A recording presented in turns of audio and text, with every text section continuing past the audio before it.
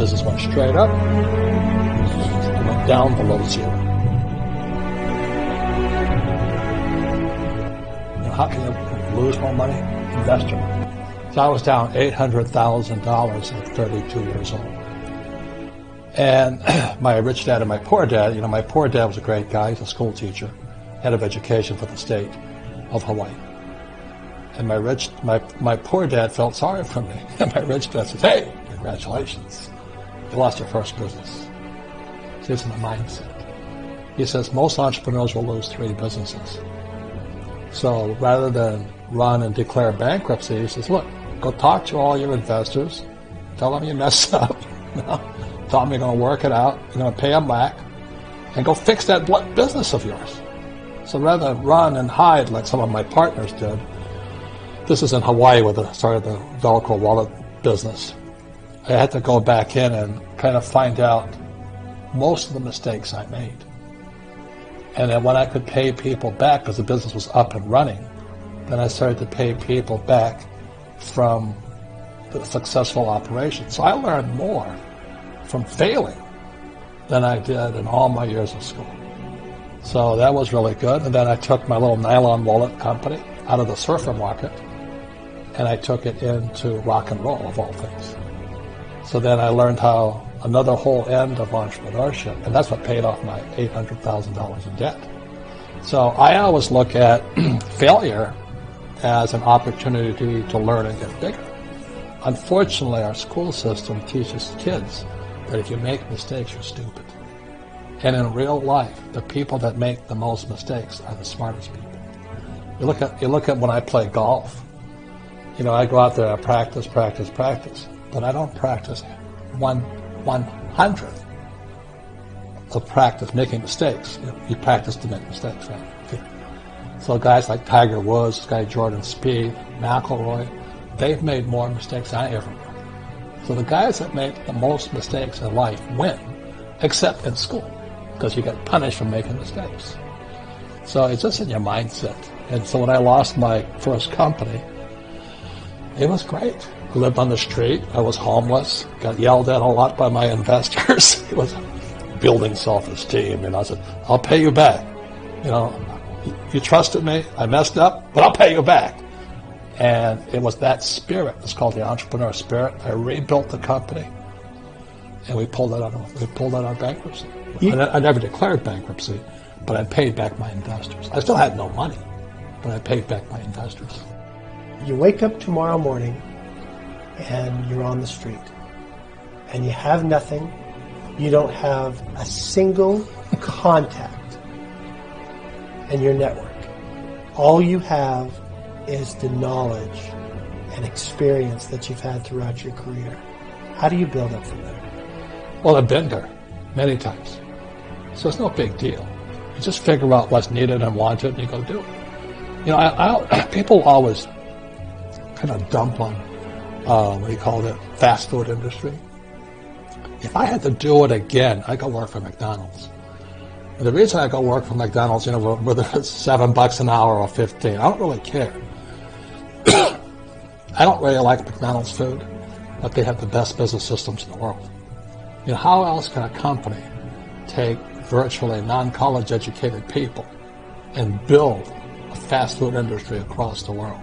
And they have the best system. So right inside little McDonald's, you can learn everything you need to learn about business except for the management side of it. So I just go work at McDonald's so I can learn even more. So I look at life as learning. I'm constantly learning. I'm reading constantly, studying constantly. I spend most of my time with entrepreneurs. I don't spend my time with people who complain about the economy. So nothing will really change. I just go back to being an entrepreneur. Take this true story and analyze that. What is characteristic of this experience, and what would you say are the key things to learn from it? Well, I use the word again. It's called spirit. It's called the entrepreneur spirit versus the employee spirit. They're very, very different. Because from the spirit goes to mindset. An employee will always use the same words. I want a safe, secure job with a paycheck and benefits. That's not a very strong spirit. Whereas an entrepreneur will say, hey, I fell down, stand up. That's all there is.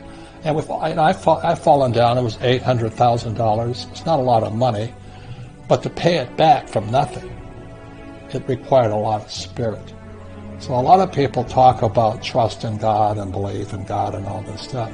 If you're an entrepreneur, you better live it. You better have a spirit that's so strong, you cannot let other people's opinions and criticisms. At that point, he started to learn. He says, I learned a lot from my last business. Let me take what I learned from my last business and put it into this business. So today, I'm an entrepreneur in education. I teach entrepreneurship because I understand what entrepreneurship is. The other thing that qualifies me to be an entrepreneur, or a teacher, should I say, is I'm one of those kids who don't like school. School is good for people who like school.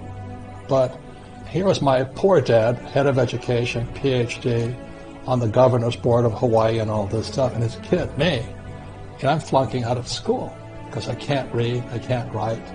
I said I couldn't read, I couldn't write. I was bored out of my mind. I was just, hey. So what I did instead was, that's when I met my rich dad, who was my best friend's father, and he used these things called a game. See, games are the best teaching tools.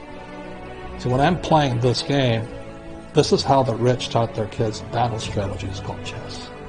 My rich dad taught me to be a rich man playing Monopoly. We played Monopoly hour after hour after hour.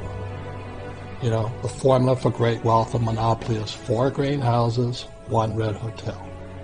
So today in Arizona, I own 8,000 greenhouses and several red hotels. I just play Monopoly for real. So that's the power of a game, because a game engages me mentally, physically, because I actually have to move things, emotionally, because when somebody knocks me out, I better wake up. I made a mistake. And spiritually, because it's spirit that wins. If you just saw Golden State play everybody's, I love LeBron James, I love Cleveland, but one guy cannot take on a team. And I think LeBron scored 60% of all the points in assists and all that, but a better team beat him.